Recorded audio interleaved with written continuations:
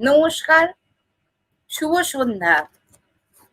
আয়কর কথাটা শুনলে আমাদের সবার মনেই একটা ভয়ের উদ্রেক হয়, কিন্তু আয়কর আইন আর 5টা আইনের মতোই একটা আইন।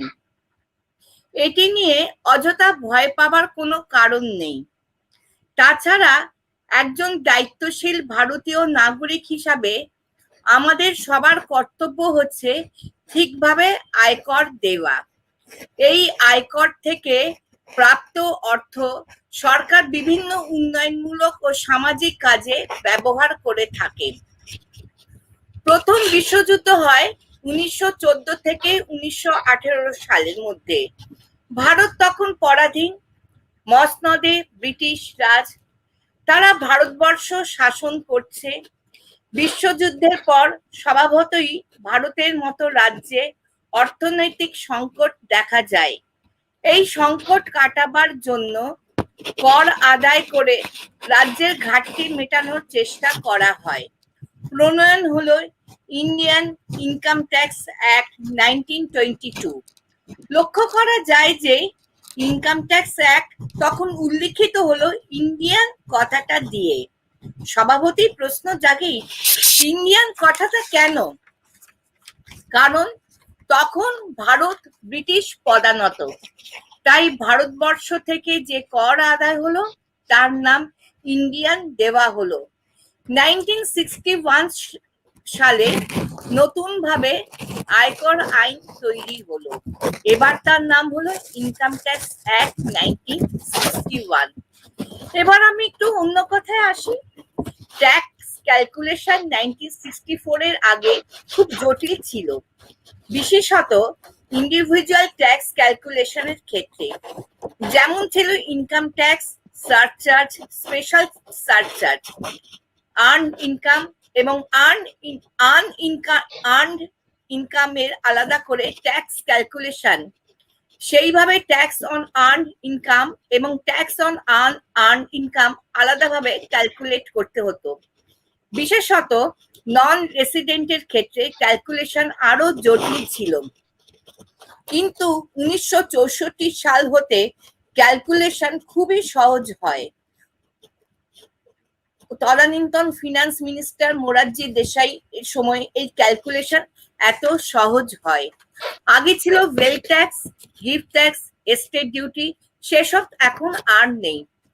আজ আমাদের সঙ্গে সেই রকমই একজন কর বিষয়ক আইনজীবী শ্রী হিমাদ্রি মুখোপাধ্যায় আমাদের মধ্যে উপস্থিত আছেন এবং উনি আমাদের সঙ্গে আয়কর আইনের বিভিন্ন দিক নিয়ে আলোচনা করবেন। আশা করি এই আলোচনা আপনাদের সবার খুব ভালো লাগবে ও আয়কর আইনের বিভিন্ন খুঁটিনাটি বিষয় নিয়ে আপনারা অবগত হবেন। আসুন, আপনারা সবাই আমাদের সাথে থাকুন, আপনারা উপভোগ করুন। আমরা সরাসরি চলে যাচ্ছি হিমাদ্রি মুখোপাধ্যায়ের কাছে। নমস্কার হিমাদ্রি মুখার্জিকে। আমি আপনার কাছে সরাসরি জানতে চাইছি যে আয়কর বলতে আমরা কি বুঝি? নমস্কার।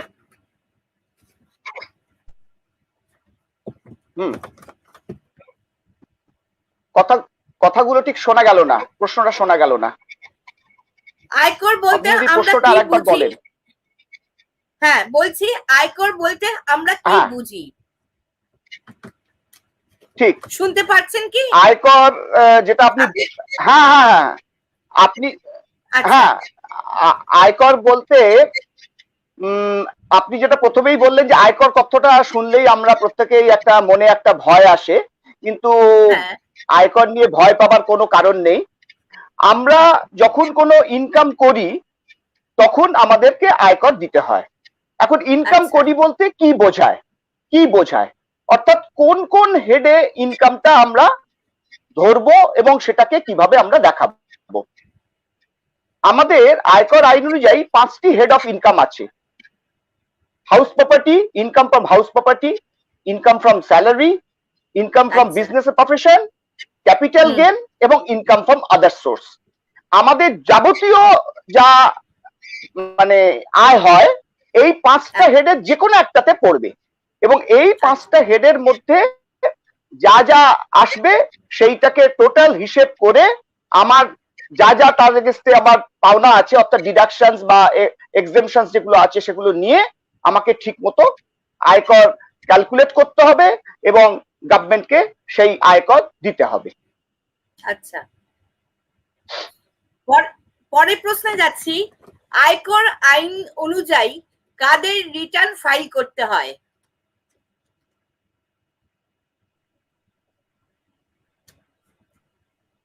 আপনি কি কথাটা শুনতে পাচ্ছেন? প্রশ্নটা মিমাদ্রি বাবু? ব্যাপারটা হচ্ছে ইন্ডিভিজুয়াল বা হ্যাঁ হ্যাঁ শুনতে পেয়েছি। আমরা ব্যাপারটা হচ্ছে যে ইন্ডিভিজুয়াল বা এইচইউএফ যদি হয় সেক্ষেত্রে আমরা যদি ম্যাক্সিমাম অ্যামাউন্ট যেটা আমাদের থ্রেশহোল্ড লিমিট আছে সেটা ক্রস করলেই আমাদেরকে আয়কর দিতে হবে এবং আমাদের রিটার্ন ফাইল করতে হবে। কিন্তু ফার্ম, কোম্পানি এগুলোর ক্ষেত্রে কিন্তু এদের কোনো থ্রেশহোল্ড লিমিট নেই। সেক্ষেত্রে আপনাকে আয়কর যদি আপনি 1 টাকাও আয় করেন তাহলেই আপনাকে রিটার্ন দিতে হবে বা আয়কর দিতে হবে। এমনকি এইসব ক্ষেত্রে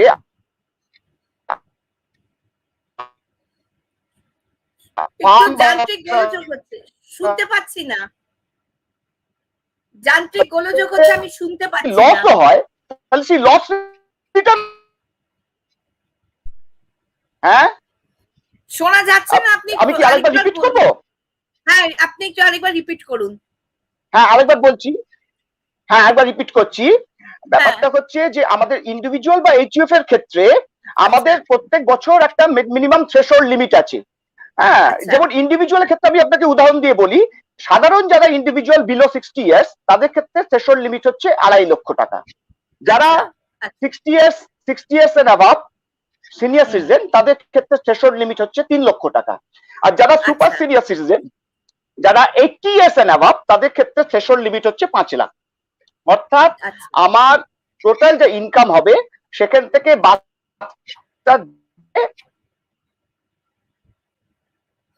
মাইক্রোফোনে গন্ডগোল হচ্ছে,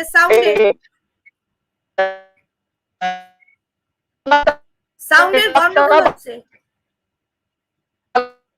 টাকা যেটা আমরা বললাম, এখন শোনা যাচ্ছে কি? হ্যাঁ বলুন। হ্যালো, হ্যাঁ বলছি যে হ্যালো, শোনা যাচ্ছে? হ্যাঁ, এবার শুনতে পাচ্ছি।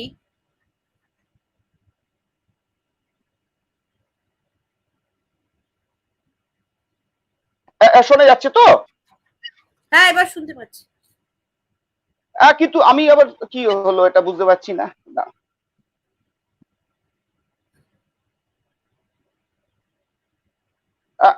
আপনি আরেকবার বলবো? হ্যাঁ, আরেকবার বলছি যে ব্যাপারটা হচ্ছে যে আমাদের যদি ইন্ডিভিজুয়াল যদি 60 ইয়ার্স এন্ড বিলো হয় তাহলে 2.5 লক্ষ টাকা গ্রস ইনকাম হলে কিন্তু রিটার্ন দেবার লাইবিলিটি আসে, ট্যাক্স দিতে হবে আমি বলছি না। আর যদি সিনিয়র সিটিজেন যদি 60 ইয়ার্স এন্ড অ্যাবাভ হয় তাহলে 3 লক্ষ টাকা গ্রস ইনকাম হলেই তার রিটার্ন দেবার লাইবিলিটি আসে। আর সুপার সিনিয়র সিটিজেন যারা 80 ইয়ার্স এর অ্যাবাভ তাদের 5 লক্ষ টাকা যদি গ্রস হয় সেক্ষেত্রে রিটার্ন দেবার লাইবিলিটি আসছে। এবার ট্যাক্স হবে কি হবে না সেটা বিভিন্ন ডিডাকশন এক্সেমশন ক্লেম করে দেখতে হবে যে ট্যাক্স আসছে কি আসছে না। এই হচ্ছে ব্যাপার। ইতিমধ্যে আমাদের সাথে একজন দর্শক বন্ধু এসে গেছেন, সরাসরি তার একটা প্রশ্ন আছে। ডিএন মন্ডল লিখছেন, happy to see you Himadri. হ্যাঁ, উনি আমাদের বারের এখন বর্তমান ভাইস প্রেসিডেন্ট। মন্ডল দাকে নমস্কার এবং আমাদের এই অনুষ্ঠানে স্বাগত জানাই। হ্যাঁ, উনি আমাদের এখন বর্তমান ভাইস প্রেসিডেন্ট। আমি ওনাকে স্বাগত জানাচ্ছি আমাদের এই উত্তর শরীফ প্রোগ্রামে আপনাকে দেখার জন্য। খুব ভালো লাগছে, আপনি আমাদের সাথে থাকুন, সঙ্গে থাকুন। আচ্ছা, এর পরের প্রশ্নে যাচ্ছি। টিডিএস কাটা হয় কোন কোন ক্ষেত্রে? টিডিএস অনেক ক্ষেত্রে কাটা হয়। টিডিএস কাটবার একটা মানে বড় লিস্ট আছে। মোটামুটি ভাবে আমি আপনাকে বলি, যেমন আমরা যে স্যালারি যখন পাচ্ছি স্যালারি ক্ষেত্রে টিডিএস করতে হবে, বা আমরা যখন ইন্টারেস্ট পাচ্ছি ব্যাংক থেকে বা কোনো সংস্থা থেকে তখন টিডিএস হবে। তারপরে আপনার যখন আমরা কোনো রেন্ট পাচ্ছি তখন রেন্টের এগেইনস্টে টিডিএস হবে। সাধারণভাবে আমাদের এইগুলোর ক্ষেত্রেই বেশি লাগে। আর কমিশন বিশেষ করে যারা এলআইসি এজেন্ট আছে তাদের কমিশন ইনকাম যেটা হয় বা যারা ব্রোকারেজ পায় সেক্ষেত্রেও টিডিএস হবে। সেই টিডিএস এর রেটটা বিভিন্ন ক্ষেত্রে বিভিন্ন রকম, কোন এবং লাস্ট ইয়ারে প্যান্ডামিকের জন্য প্রত্যেকটা রেট 25% করে কমানো হয়েছে। যে ইয়ারটা আমাদের শেষ হচ্ছে ফাইন্যান্সিয়াল ইয়ার, এই 31শে মার্চ 2021 ওটা প্রত্যেকটা যা রেট ছিল স্টিপুলেটেড রেট তার থেকে 25% করে কমানো হয়েছে। এই হচ্ছে।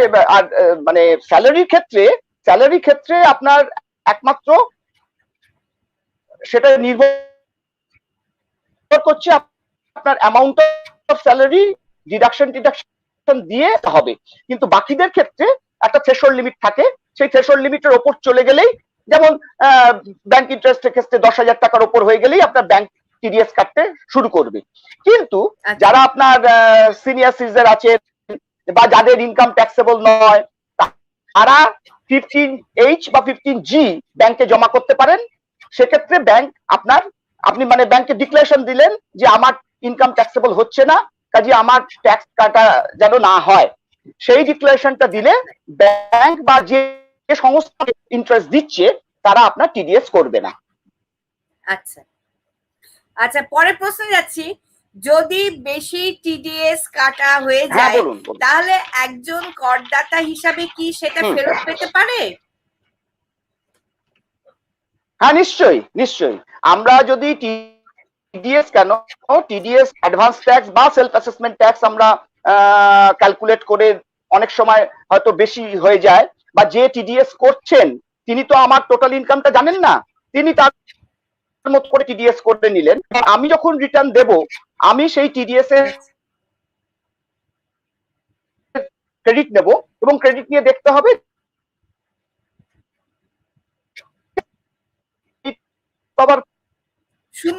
শুনতে পাচ্ছি না, আমি শুনতে পাচ্ছি হবে। আর যদি দেখা যায় যে না আমি দিচ্ছি, সেটা ডিপার্টমেন্ট মাঝে মাঝে। হ্যাঁ, শোনা যাচ্ছে কি? আরেকটু বললে ভালো হয়। প্রথম দিকে মাঝে মাঝে বলে নেটওয়ার্কে একটু প্রবলেম হচ্ছে। হ্যাঁ, সাউন্ডে প্রবলেম হচ্ছে। হ্যাঁ, আরেকবার বলছি। হ্যাঁ, ব্যাপারটা হচ্ছে টিডিএস নিশ্চয়ই আমাদের যারা টিডিএস কাটছেন তারা সবসময় যে আমার ইনকামটা তো জানেন না, তিনি তার মতো করে টিডিএসটা কাটছেন। সেক্ষেত্রে যখন ইনকাম ক্যালকুলেট করব, তখন আমি আমার ইনকাম ক্যালকুলেট করে দেখবো যে সেই টিডিএসটা আমার যে ইনকাম তার সঙ্গে পুরোটা খেয়ে যাচ্ছে কিনা। যদি পুরো অ্যাডজাস্ট হয়ে যায় তাহলে আমি রিফান্ডের কোনো ব্যাপার নেই। আর যদি দেখা যায় যে না আমি বেশি দিয়ে দিয়েছি, টিডিএস আমার বেশি কাটা হয়ে গেছে, তাহলে আমি ইনকাম ট্যাক্স ডিপার্টমেন্টের কাছে রিটার্ন দেবো। সেই রিটার্নই আমি ক্লেম করব, এবং ইনকাম ট্যাক্স ডিপার্টমেন্ট যদি দেখে যে আমার যে দাখিল করা হিসেব ঠিক আছে, তাহলে তারা আমাকে রিফান্ড দিয়ে দেবে। তার জন্য এখন তো আপনি জানেন যে এখন তো অনলাইন সিস্টেম হয়ে গেছে, ইসিএস এর মাধ্যমে ওরা রিফান্ড গুলো দেয়, কাজে সেটা কোনো অসুবিধা নেই। আর এটা শুধু টিডিএস নয়, অ্যাডভান্স ট্যাক্স তো আমার যদি বেশি দেওয়া হয় তাহলেও আমি পাবো। আমি যদি সেলফ অ্যাসেসমেন্টও কোনো কারণে ভুল করতে, কিন্তু আমি কোনো ইন্টারেস্ট পাবো না 244A তে, যেটা টিডিএস বা অ্যাডভান্স ট্যাক্সের ক্ষেত্রে যদি আমার মানে টোটাল ইনকামের থেকে ওটা 10% এর থেকে বেশি হয়, তাহলেই একমাত্র তাহলে আমি রিফান্ডটা, তাহলে আমি 244A এর ইন্টারেস্টটা আমি এন্টাইটেল, সেটা আমি পাবো। আচ্ছা আচ্ছা, স্নিগ্ধা আচার্য লিখছেন আপনাকে শুভ সন্ধ্যা জানাচ্ছেন। আমিও আপনাদের উত্তরসূরির তরফ থেকে আপনাকে শুভ সন্ধ্যা জানাচ্ছি। ভালো থাকবেন, আপনারা আমাদের সাথে অনুষ্ঠানে থাকুন। আশা করি আপনারা সরাসরি হিমাদ্রি বাবুকে প্রশ্ন করতে পারেন যদি কোনো আপনাদের প্রশ্ন থেকে থাকে। পরের প্রশ্নে যাচ্ছি। আমারও প্রণাম জানালাম আমাকে ওনাকে এই অনুষ্ঠানে যোগদান করবার জন্য। বলুন। পরের প্রশ্নে যাচ্ছি। রিটার্ন ফাইল না করলে কি কোনো শাস্তি আছে? হ্যাঁ, রিটার্ন ফাইল করার যাদের লায়াবিলিটি আছে তাদের রিটার্ন ফাইল করা বাধ্যতামূলক। এখন ব্যাপারটা হচ্ছে যে অনেকেরই ধারণা আছে যে তো ট্যাক্স হয়নি কেন রিটার্ন, কিন্তু ট্যাক্স না হলেও বা ট্যাক্স যদি দেখা যায় যে এই যেটা বলছিলাম যে টিডিএস বা অ্যাডভান্স ট্যাক্সে আমার হয়ে গেল, অতএব আমি ট্যাক্স দেবো, মানে রিটার্ন দেবো না, এটা কিন্তু ভুল ধারণা। রিটার্ন দেওয়ার লায়াবিলিটি যেটা আমি বললাম যে গ্রস ইনকাম ইন্ডিভিজুয়ালদের ক্ষেত্রে 2.5 লাখ, যদি সে জেনারেল সিটিজেন হয় 60 ইয়ার্স এর উপর 3 লাখ, এবং সুপার সিনিয়র সিটিজেন হলে 5 লাখ, তাদের ক্ষেত্রে রিটার্ন দিতেই হবে। রিটার্ন না দিলে তাহলে ডিপার্টমেন্ট তখন তাকে নোটিশ করবে, নোটিশ করে তার কাছ থেকে রিটার্ন চাইবে। এবং সাধারণত দেখা যায় যে এই যে রিটার্ন চাইলো সেই রিটার্নটা কিন্তু স্কুটিনিতে চলে যাবে, কারণ যেহেতু আমি ভলেন্টারি রিটার্ন দিলাম না, তাদের একটা হয়তো ধারণা হয় ইনকাম ট্যাক্স ডিপার্টমেন্টে যে হয়তো আমি কিছু সাপ্রেস করছি যার জন্য আমি রিটার্নটা দেয়নি। সেই জন্য ওরা অনেক ক্ষেত্রে, এটার ক্ষেত্রে বেশিরভাগ ক্ষেত্রে আমরা দেখি যেটা স্কুটিনিতে চলে যায়, ওদের এইটা ধারণা হয়। কাজে আমি বলবো যে যাদের ইনকাম ওই যেটা বললাম সেইটা থ্রেশহোল্ড লিমিটেড চলে গেলেই তাদের রিটার্ন দিয়ে দেওয়া উচিত। আর রিফান্ড থাকলে তো রিটার্ন দিতেই হবে, আদারওয়াইজ আপনি রিফান্ড পাবেন না। আর রিটার্ন দেওয়ার আরেকটা সুবিধা হচ্ছে, বিশেষ করে ব্যবসায়ীদের ক্ষেত্রে আপনি জানবেন, ব্যবসায়ী কেন যারা ইন্ডিভিজুয়াল তাদের ক্ষেত্রে, যে ব্যাংক লোনের ক্ষেত্রে ব্যাংকে যারা বিশেষ করে আমরা ধরুন আমি অ্যাডভোকেট বা আপনি অ্যাডভোকেট, আপনাদের আমরা যদি ব্যাংকের কাছে লোন চাইতে যাই, আমার ইনকামটা কে সার্টিফাই করবে? আমি কত রোজগার করছি না করছি আমার ইনকামটা কে সার্টিফাই করবে? সেটা সার্টিফাই করব আমার রিটার্ন। কাজে আমি যে রিটার্নে যে ইনকামটা শো করছি এবং ইনকাম ট্যাক্স ডিপার্টমেন্ট সেটা মেনে নিচ্ছে, ধরে নেওয়া হবে যে ওইটাই আমার সঠিক রোজগার, এবং সেই রোজগারটার উপর বেস করেই কিন্তু ব্যাংক আমাকে লোন দেবে। ব্যাংকের লোন পেতে গেলে ব্যাংক যেটা বলে যে মিনিমাম লাস্ট 3 ইয়ার্স এর রিটার্ন ওরা দেখে। যে আমার রিটার্ন কেন দেখে? যে আমি যে রোজগারটা দেখাচ্ছি সেই রোজগারটা যদি ধরে নেওয়া হচ্ছে সঠিক, তাহলে আমি যে লোনটা ব্যাংকের কাছ থেকে নেব সেটা ঠিক মতো করে আমি পরিশোধ করব কিনা। কারণ ব্যাংকের তো লোন দেওয়ার পর তাদের মাথায় থাকে যে লোনটা পরিশোধ করবে কিনা। দেখা গেল লোন নিলাম, আমার পরিশোধ করবার ক্ষমতা নেই, তাহলে ব্যাংক আমাকে লোন দেবে না। কাজে এই জন্য রিটার্ন দেওয়ার একটা খুব বড় কার্যকারিতা আছে। আচ্ছা, আমাদের সাথে আরেকজন দর্শক বন্ধু আছেন, সরাসরি চলে যাচ্ছি তার কাছে। বিশ্বজিৎ, একটু ওনার লেখাটা একটু দেখাও। হ্যাঁ, কে আছেন? কে আছেন উনি? আপনি বিশ্বজিৎ একটু লেখাটা প্লিজ একটু দেখাও।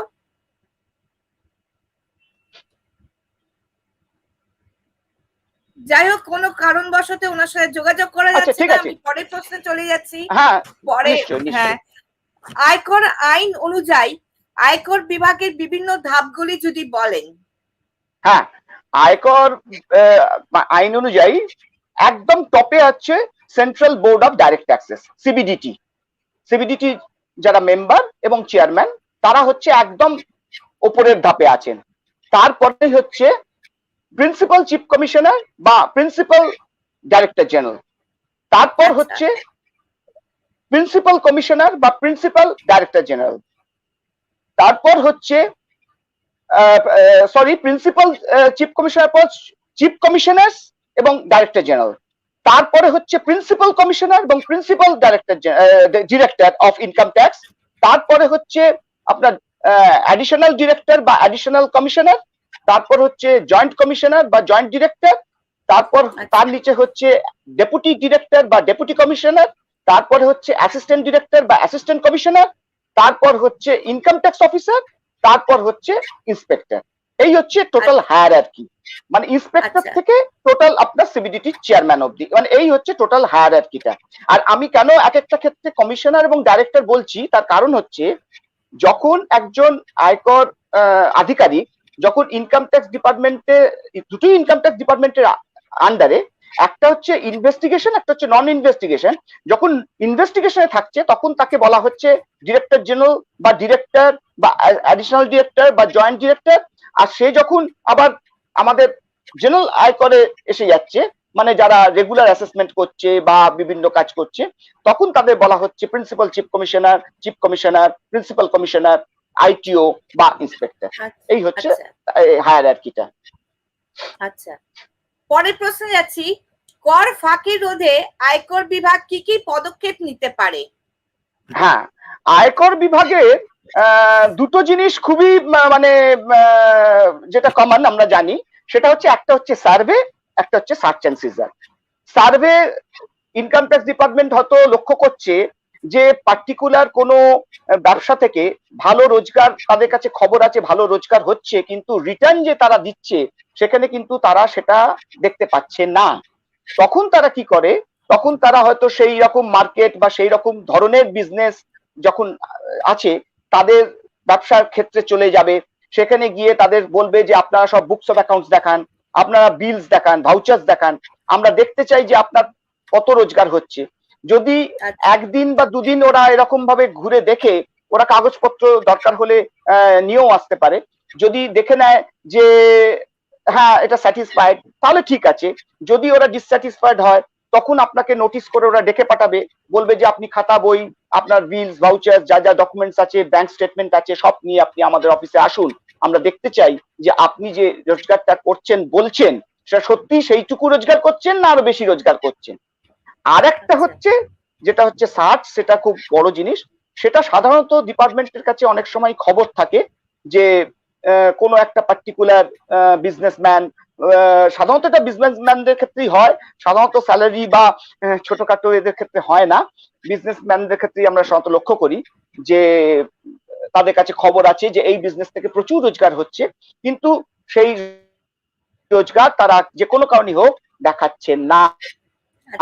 তখন কি হয়, তখন তারা সেই ব্যবসায়ী একই সঙ্গে রেড হবে, এবং সেখানে তার বাড়ি যদি থাকে, বাড়ি ফ্ল্যাট যেখানে থাকে সব একসঙ্গে রেড হবে।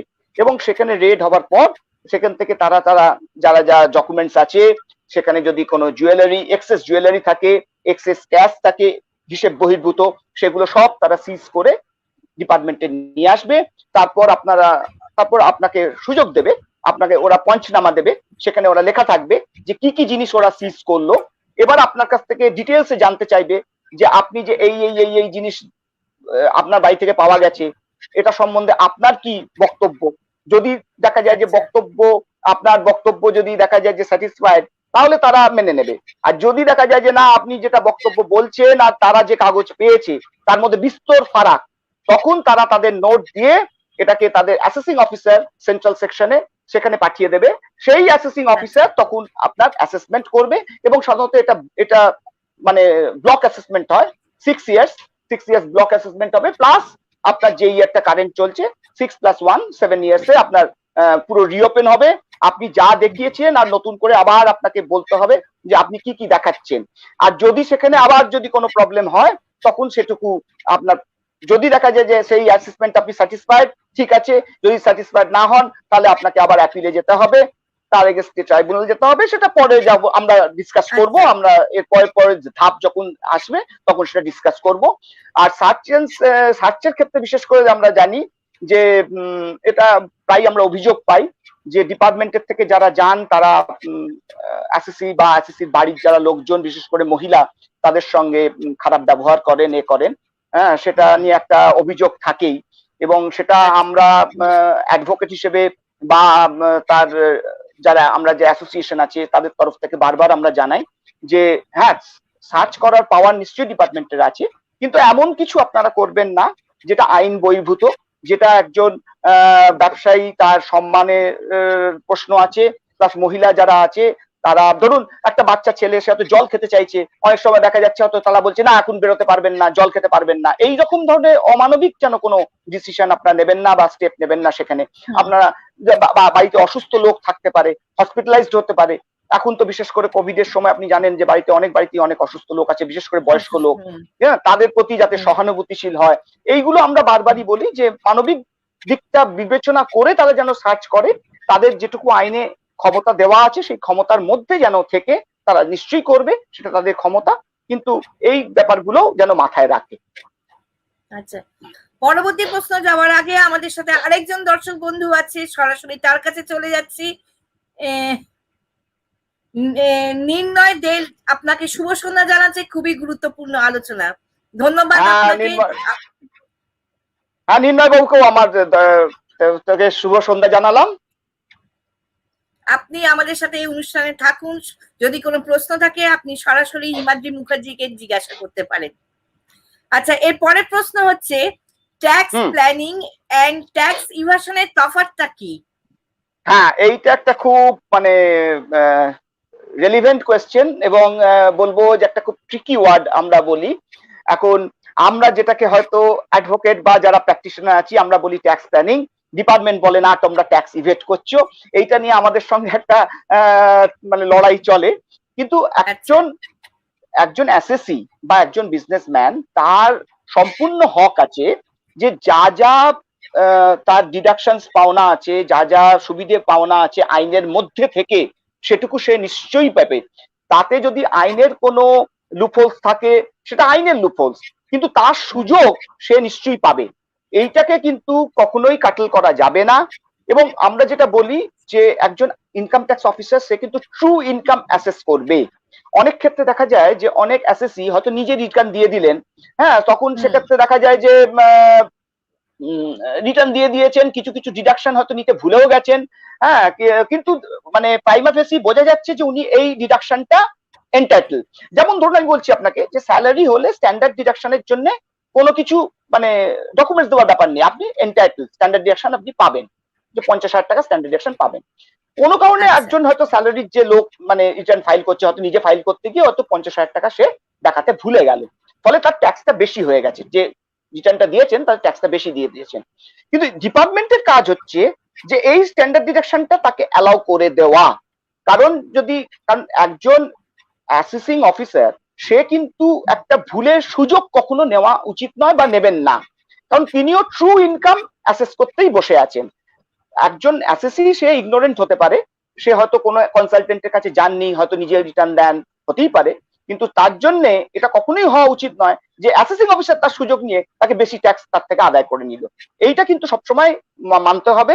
আর ট্যাক্স প্ল্যানিং যেটা আমরা বলি যে সবসময় বিভিন্ন, বিশেষ করে যারা বিজনেস করেন, আমাদের স্যালারির ক্ষেত্রে বা আমাদের যারা আমরা প্রফেশন করি, আমাদের ট্যাক্স প্ল্যানিং এর খুব একটা ব্যাপার থাকে না, কিন্তু যারা যারা বড় বড় বিজনেস হাউস আছে তাদের নিজস্ব ট্যাক্স কনসালটেন্ট আছেন বা তাদের চার্টার অ্যাকাউন্টেন্ট আছেন, অ্যাডভোকেট আছেন, তারা তাদের সময় সময় ঠিক মতো করেই তাদের গাইড করেন যে কিভাবে কোথায় ইনভেস্ট করতে হবে, কিভাবে ইনভেস্ট করতে হবে, কি খরচাটা উচিত, কি খরচাটা উচিত নয়, কোন খরচাটা ডিপার্টমেন্ট অ্যালাউ করবে, কোন খরচা ডিপার্টমেন্ট অ্যালাউ করবে না, সেগুলো তারা জানে, কাজে সেই অনুযায়ী তারা কিন্তু গাইড করে।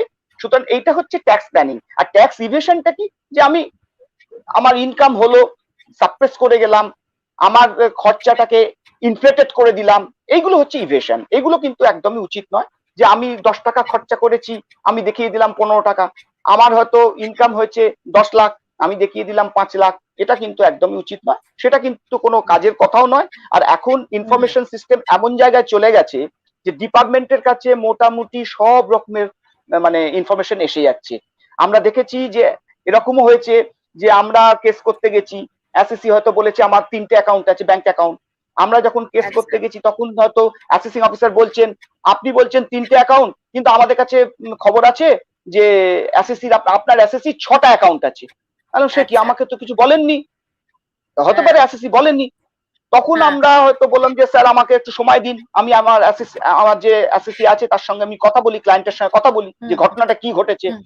তখন সে হয়তো বলে হ্যাঁ আরো 3টে অ্যাকাউন্ট ছিল, সেগুলোতে খুব বেশি ট্রানজাকশন হয় না। আমি ট্রানজাকশন হোক না হোক, কম হোক বেশি হোক, আপনার তো উচিত ছিল এটা ডিসক্লোজ করা, আপনার প্রত্যেকটা অ্যাকাউন্ট। কারণ এখন ইনকাম ট্যাক্স ডিপার্টমেন্টের কাছে সব রকম ইনফরমেশন এসে যাচ্ছে, যে আপনি যদি কোনো হাই ভ্যালু ট্রানজাকশন করেন, ক্রেডিট কার্ডে পেমেন্ট করেন, বা কোনো প্রপার্টি কেনেন, কিছু বিক্রি করেন, সব ইনফরমেশন ওদের কাছে কিন্তু এসে যাচ্ছে। কাজে এখানে মনে করার কোনো কারণ নেই যে ইনকাম ট্যাক্স ডিপার্টমেন্ট কিছু জানতে পারছে না, আমি চুপি চুপি দিয়ে দিলাম। সুতরাং এটা কিন্তু খুব মানে এখন বোকামোই হবে আমি বলবো, যে সবকিছু দেখান, আইনগতভাবে যতটা সুযোগ পাবার নিশ্চয়ই নিন, তাতে কোনো আপত্তি নেই, কিন্তু কখনোই ট্যাক্স ইভেট করবেন না, সেটা আপনার পক্ষ খারাপ, এবং মানে যদি আমি ব্রড স্পেকট্রামে দেখি তাহলে দেশের পক্ষ তো নিশ্চয়ই খারাপ। আচ্ছা, আমি পরবর্তী প্রশ্নে যাচ্ছি।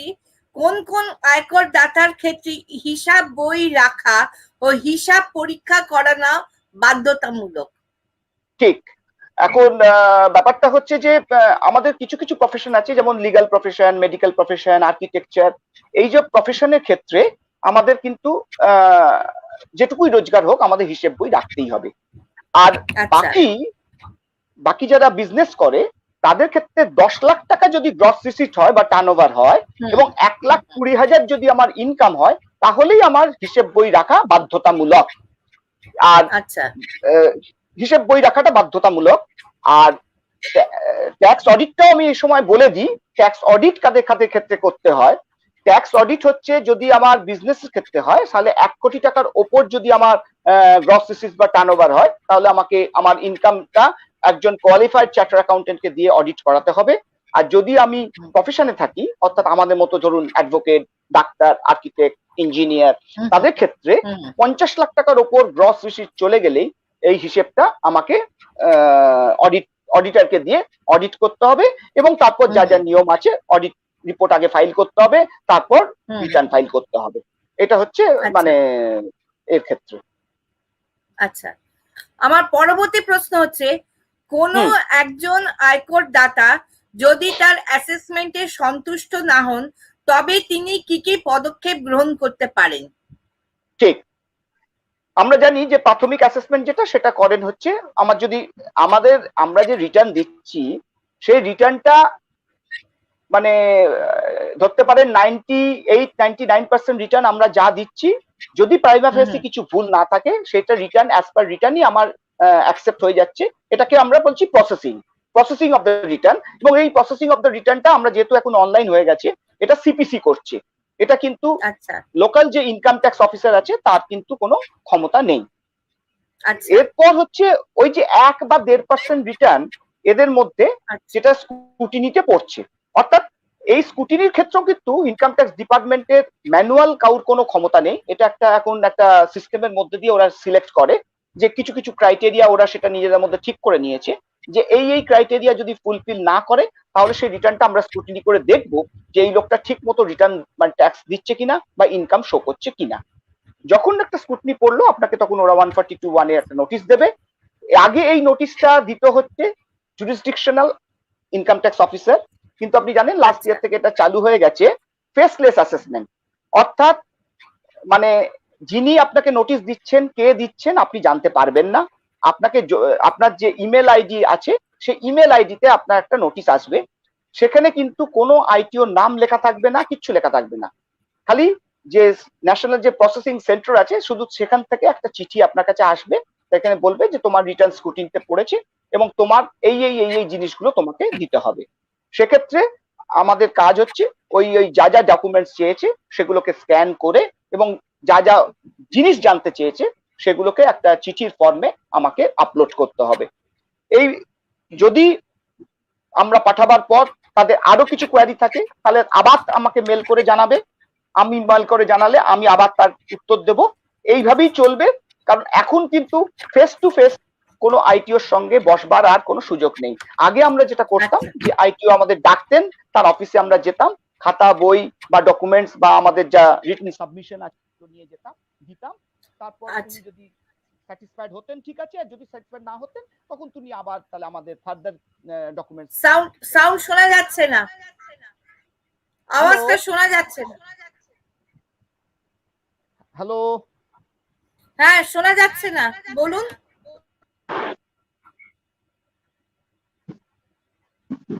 হ্যালো, হ্যাঁ এবার শুনতে পাচ্ছি, বলুন। আমি করতে পারছি না নিজে। হ্যালো, হ্যাঁ শুনতে পাচ্ছি, এবার বলুন। হ্যাঁ, কিন্তু আমি দেখতে পাচ্ছি না, মানে আমার স্ক্রিনে কিছু প্রবলেম হলো না। আপনি আমাদের দেখতে পাচ্ছেন না? না না, আমি দেখতে পাচ্ছি না, কিন্তু কিছু প্রবলেম হচ্ছে। অন্ধকার দেখছেন? আপনার বোধহয় নিশ্চয়ই মোবাইলে বোধহয় কোনো গন্ডগোল হচ্ছে।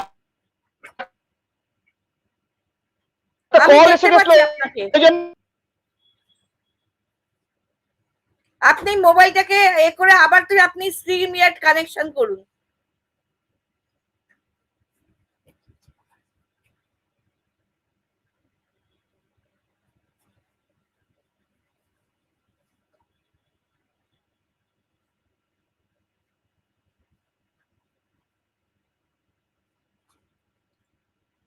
আপনি আবার স্ট্রিমইয়ার্ডটাকে কানেকশন করুন।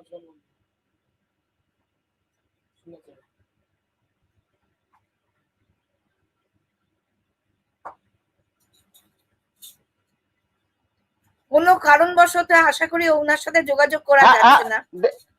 দেখতে পেয়েছেন? এবার ঠিক আছে। হ্যাঁ ঠিক আছে। আসলে এই মাঝখানে কল ঢুকে গেল। ব্যাপারটা হচ্ছে যে যেটা বলছিলাম, যে এখন যদি এই স্কুটিটা হয়ে যাবার পর যে অর্ডারটা ইনকাম ট্যাক্স অফিসার দিলেন, তিনি দেবার পর আপনি যদি স্যাটিসফাইড হন তো ঠিক আছেন, তাহলে তিনি যেটুকু ডিমান্ড করলেন, অথবা ডিমান্ড নাও করতে পারেন, উনি আপনার যে রিটার্ন দিলেন সেই রিটার্ন অনুযায়ী উনি মেনে নিলেন, তাহলে তো ঝামেলা মিটেই গেল। এবার দেখা গেল উনি আপনার একটা বড় কিছু অ্যাডিশন করে দিয়েছেন যেটা আপনি মানছেন না, যে না আমার এটা হওয়া উচিত না। তখন আপনার ফার্স্ট হচ্ছে CIT appeal, commission of income tax appeals. সেইখানে আপনার প্রপার ফর্ম 35 বলে একটা ফর্ম আছে, সেই ফর্মে আপনাকে ফিস দিয়ে, ফিসটা হচ্ছে যদি আপনার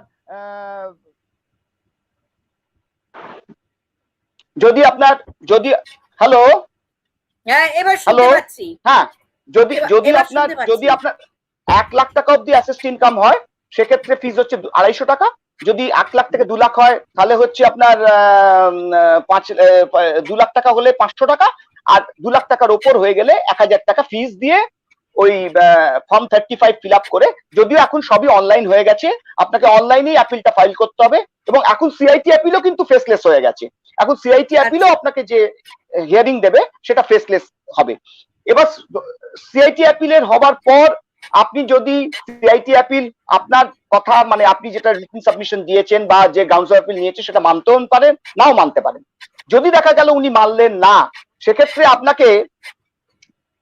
আপনাকে কি করতে হবে, সেক্ষেত্রে আপনাকে ট্রাইব্যুনালে যেতে হবে।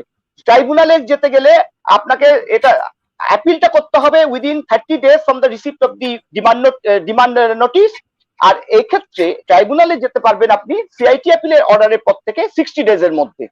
এবার 60 days এর মধ্যে এখানে হচ্ছে ফর্ম 36, এটা এখনো পর্যন্ত আমাদের ট্রাইব্যুনালের যে সিস্টেম আছে তাতে আপনি ম্যানুয়ালি ফাইল করতে পারছেন। ফর্ম 36 ট্রিপ্লিকেট দিয়ে সেখানে আপনার অ্যাসেসমেন্ট অর্ডার থেকে শুরু করে আপনার সব অর্ডার, যা অর্ডার আছে মানে সিআইটি অ্যাপিলের অর্ডার, সেখানে গ্রাউন্ডস অফ অ্যাপিল, সেখানে স্টেটমেন্ট অফ ফ্যাক্ট সব দিয়ে আপনাকে অ্যাপিলটা করতে হবে। এবং সেই অ্যাপিল করার পর আপনি জানেন যে ট্রাইব্যুনালে যদি ছোট কেস হয় তাহলে এসএমসি বেঞ্চে হয় সেটা, আর যদি বড় কেস হয় সেক্ষেত্রে ডিভিশন বেঞ্চ। এবং ওখানে ডিভিশন বেঞ্চ মানে একজন হচ্ছেন অ্যাকাউন্টেন্ট মেম্বার, একজন হচ্ছেন জুডিশিয়াল মেম্বার, সেখানে আপনার হিয়ারিং হবে। যদি আপনি ট্রাইব্যুনালের অর্ডার আপনার ফেভারে হলো, বেশ, তাহলে ঝামেলা মিটে গেল। যদি আপনার না হয় সেক্ষেত্রে আপনাকে ফার্দার অ্যাপিলে যেতে হবে। এবার ধরুন আপনি ট্রাইব্যুনালে আপনি ফেভারে অর্ডার পেয়ে গেলেন, সেক্ষেত্রে ডিপার্টমেন্ট কিন্তু আবার হাইকোর্টে চলে যেতে পারে। আপনি হয়তো স্যাটিসফাইড কিন্তু ডিপার্টমেন্ট ডিসস্যাটিসফাইড, সেক্ষেত্রে ডিপার্টমেন্টেরও রাইট আছে, দুজনেরই রাইট আছে, অ্যাসেসিও যেতে পারে, ডিপার্টমেন্টও যেতে পারে, তখন হাইকোর্টে চলে যাবে। হাইকোর্টে কিন্তু একটা বুঝতে হবে যে আমাদের ইনকাম ট্যাক্স অ্যাপিলেট ট্রাইব্যুনাল বা আইটিএটি হচ্ছে লাস্ট ফ্যাক্ট ফাইন্ডিং বডি। আপনি কিন্তু হাইকোর্টে কিন্তু ফ্যাক্ট নিয়ে আর কোনো ওখানে আর্গুমেন্ট করতে পারবেন না, ওখানে কিন্তু কোয়েশ্চেন অফ ল, ওখানে অনলি আপনি কোয়েশ্চেন অফ ল নিয়ে আপনার যদি কিছু বক্তব্য থাকে যে একটা ডিপার্টমেন্ট বলছে যে এইটা, আপনি বলছেন না, বা যে আপনার কথা হয়তো আইটিএটি মেনে নিয়েছে কিন্তু ডিপার্টমেন্ট বলছে না আইনের ব্যাখ্যা এটা নয়, আইনের ব্যাখ্যা হচ্ছে এইটা, তখন তারা হাইকোর্টে যেতে পারে। এবং হাইকোর্টে যাবার পর অবভিয়াসলি হাইকোর্টও যদি অর্ডার দেবার পর সেই হাইকোর্টের অর্ডার যদি আপনার ফেভারে হয় তো আপনার ঝামেলা মিটে গেল। এবার দেখা গেল হাইকোর্টে গিয়ে আপনি হেরে গেলেন, তখন ডিপার্টমেন্টের কাছে ডিপার্টমেন্ট তখন হয়তো দেখা গেল এতে চলে গেল সুপ্রিম কোর্টে, তখন আপনাকে সুপ্রিম কোর্ট অব্দি লড়তে হবে। এবং সুপ্রিম কোর্ট অবভিয়াসলি আমাদের দেশের highest court, apex court, supreme কোর্টের যা জাজমেন্ট হবে সেটা অবভিয়াসলি বাইন্ডিং অন এভরিবডি। কাজী তবে আমি যেগুলো বললাম এগুলো হচ্ছে খুব রেয়ার কেসই হয়। সাধারণভাবে আমরা দেখি যে ফার্স্ট অ্যাপিলেই অর্থাৎ কমিশন অ্যাপিলেই ঝামেলাগুলো মিটে যায়, আর খুব বেশি হলে হয়তো আইটিএটি অব্দি যায়, আইটিএটি হয়ে যাবার পর সাধারণভাবে কেসগুলো মিটে যায়। খুব বড় কেস হলে তখন সেগুলো হয়তো হাইকোর্ট বা সুপ্রিম কোর্টে অব্দি যায়। এই হচ্ছে পরপর স্টেপগুলো। আচ্ছা, আমাদের সাথে আরো কয়েকজন দর্শক বন্ধু আছেন। হ্যাঁ আমি দেখতে পাচ্ছি আমাদের সব হুদা আছে, অনুপম আছে। এম এস হুদা লিখছেন গুড ইভিনিং হিমাদ্রিদা, ডিয়ার মন্ডল লিখছেন what about section 234F in next financial year. বলে দিচ্ছি যেটা মন্ডলদা। আবার এম এস হুদা লিখছেন till date ITR for AY 2020-21 not yet process, what to do? আচ্ছা ঠিক আছে, আমি দুজনের উত্তরে দিয়ে দিই। যে মন্ডলদা যেটা বলেছেন 234F এর ক্ষেত্রে, সেক্ষেত্রে আমি বলবো যে আপনারা এবারে কিন্তু বসে থাকবেন না। কিন্তু গতবারে একটা প্যান্ডামিক হয়েছিল, গতবারে ইনকাম ট্যাক্স রিটার্ন ফাইলিং এর ডিউ ডেট অনেকবার এক্সটেন্ড করেছিল, কিন্তু এবারে করবে না। এবারে জেনারেল যাদের ট্যাক্স অডিট নেই সেই সব রিটার্ন 31 জুলাই এবং যাদের ট্যাক্স অডিট আছে 31 অক্টোবরের মধ্যে কিন্তু রিটার্ন দেবেন, না হলে কিন্তু আপনাদেরকে ওই যেটা বলছেন লেট ফি দিতে হবে। যদি মন্ডলদা ভালোভাবেই জানেন, উনি আমাদের বারের ভাইস প্রেসিডেন্ট, যে 5 লাখ টাকার মধ্যে যদি আমার টোটাল ইনকাম হয় তাহলে 1000 টাকা, আর 5 লাখ টাকার বেশি হলে ডিসেম্বর অব্দি 5000, ডিসেম্বর থেকে মার্চ অব্দি ওটা হচ্ছে 10,000 টাকা। আর হুদা যেটা প্রশ্নটা করেছেন, হুদাকে বলি যে অনেক, এটা আমরাও কমপ্লেন পাচ্ছি যে অ্যাসেসমেন্ট ইয়ার 2020-21 অনেক রিটার্ন ফাইল হয়েছে কিন্তু এখনো প্রসেসিং হয়নি, আবার অনেক রিটার্ন প্রসেসিং হয়ে গিয়ে রিফান্ড পেয়েও গেছে। এইটার ব্যাপারে আমরাও খুব পরিষ্কার কোনো জায়গায় নেই, আমরাও বুঝতে পারছি না যে হয়তো দেখা যাবে সে পরে ফাইল করেছে তার রিটার্ন প্রসেস হয়ে গেছে, অথচ যে আগে ফাইল করেছে তার রিটার্ন প্রসেস হয়নি। এটা কেন হয়নি, কি জন্য হয়নি, এটা বলা খুব মুশকিল। আর একটা সব থেকে মুশকিল যেটা হয়েছে যে সিপিসি যারা এই রিটার্ন গুলো প্রসেস করে তারা মেনলি হচ্ছে আউটসোর্স করা আছে, তারা মানে টেকনিক্যাল দিকটা বোঝে কিন্তু তারা আইনের দিকটা জানে না। তারা যা পাচ্ছে সেক্ষেত্রে করছে, কিছু প্রবলেম হচ্ছে তখন তারা হয়তো রিটার্নটাকে আর প্রসেস করছে না বা দেরি করে প্রসেস করছে, এরকম একটা ঝামেলা রয়েছে। কিন্তু আমার মনে হয় প্রসেসিং সব রিটার্নই হবে, করতে তো হবেই ওদের। সেক্ষেত্রে আমার মনে হয় হুদাকে আমি বলবো যে একটু ধৈর্য ধরে থাকতে, রিটার্ন সবই প্রসেস হয়ে যাবে। কিন্তু অনেক ক্ষেত্রে আমরা জানি যে আমাদের যারা ক্লায়েন্ট আছেন তারা অনেক ক্ষেত্রে অধৈর্য হয়ে পড়েন, যে বিশেষ করে রিফান্ড থাকলে যে কেন রিফান্ড পাচ্ছি না। আমরা জানি যে যখন ম্যানুয়াল রিফান্ড ছিল এক সময়, তখন রিফান্ড পেতে লোকের 2 বছর, 2.5 বছর, 3 বছর লেগে যেত। কিন্তু এখন এই অনলাইন সিস্টেম হয়ে যাওয়ার পর অনেকে দেখা যায় যে 5 দিনের মধ্যে রিফান্ড পেয়ে গেছে। আজকে রিটার্ন দিয়েছে, রিটার্ন প্রসেস করেছে, 5 দিনের মধ্যে তার এতে রিফান্ড ঢুকে গেছে। কাজে এই সুবিধাগুলো নিশ্চয়ই হয়েছে। কাজে কিন্তু ওই আর কি প্রত্যেক সিস্টেমেরই কিছু সুবিধা আছে কিছু অসুবিধা আছে। কিন্তু এখানেও একটা মুশকিল হয়ে গেছে কি যে আমাদের প্র্যাকটিক্যালি সিপিসির সঙ্গে কোনো ডাইরেক্ট অ্যাক্সেস নেই, এবং শুধু আমাদের নয়, ডিপার্টমেন্টেরও নেই। মানে আমরা যখন প্রিন্সিপাল চিফ কমিশনারের সঙ্গে সব মিটিং টিটিং করি তখন ওদের সঙ্গে কথা হয়, ওনারা বলেন দেখুন মানে সিপিসি কিন্তু আমার আন্ডারে নয়, আপনারা বললে আমি সিপিসি কে বলতে পারি এই পর্যন্ত, কিন্তু সিপিসি কে কোনো কিছু ডাইরেকশন দেওয়ার ক্ষমতা আমার নেই। সিপিসি কে যা ডাইরেকশন দেয় সেটা বোর্ডই দেয়, কাজে আমাদের ওইটুকুই ক্ষমতা, তার বেশি কিন্তু আমাদের কোনো ক্ষমতা নেই। হ্যাঁ বলুন, নেক্সট প্রশ্ন কি আছে? আমার পরবর্তী প্রশ্ন হচ্ছে অ্যাডভান্স ট্যাক্স কি, যদি একটু বিশদে বলেন। হ্যাঁ হ্যাঁ, অ্যাডভান্স ট্যাক্স হচ্ছে যাদের 10,000 টাকার বেশি ট্যাক্স দেও সারা বছরে, তাদের ক্ষেত্রে অ্যাডভান্স ট্যাক্স তাদের দিতে হবে। কিন্তু এখন দেখা গেল আমার হয়তো 10,000 টাকার বেশি দেওয়া আছে, কিন্তু দেখা যাচ্ছে যে আমার টিডিএস হচ্ছে 12,000 টাকা, তাহলে আমাকে আর অ্যাডভান্স ট্যাক্সটা দিতে হবে না, আমাকে তাহলে আর অ্যাডভান্স ট্যাক্স দেওয়ার কোনো প্রশ্ন নেই। আমার যদি কোনো টিডিএস না হয় কিন্তু আমার 10,000 টাকার বেশি ট্যাক্স দেওয়া হয়, সেক্ষেত্রে আমাকে এটা দিতে হবে, অ্যাডভান্স ট্যাক্স আমাকে ক্যালকুলেট করতে হবে যে সারা বছরে আমার কত টাকা ট্যাক্স দেও, এবং সেই অনুযায়ী আমাকে অ্যাডভান্স ট্যাক্স লায়াবিলিটি আছে, এবং সে অ্যাডভান্স ট্যাক্স 4টে এতে ইনস্টলমেন্টে দিতে হবে। 15 জুন, 15 সেপ্টেম্বর, 15 ডিসেম্বর এবং 15 মার্চের মধ্যে 30%, 45%, 75% এবং 100% আমাকে দিয়ে দিতে হবে। এর মধ্যে ওই সারা বছরের মধ্যে যদি আমি না দিই সেক্ষেত্রে প্রভিশন আছে 234 বি যে ইন্টারেস্ট বা 234 সি এর যে ইন্টারেস্ট, সেই ইন্টারেস্ট গুলো আমাকে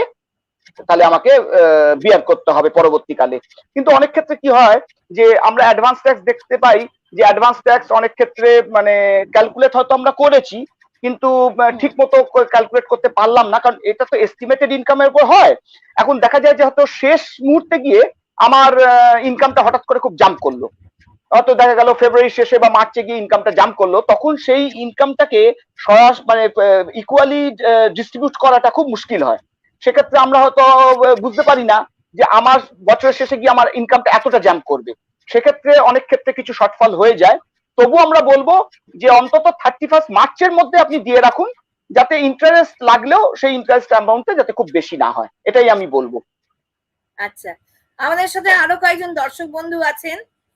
হ্যাঁ, সরাসরি ডিএন মন্ডল লিখছেন section 234F supposed to be withdrawn next, in that case January is the last month.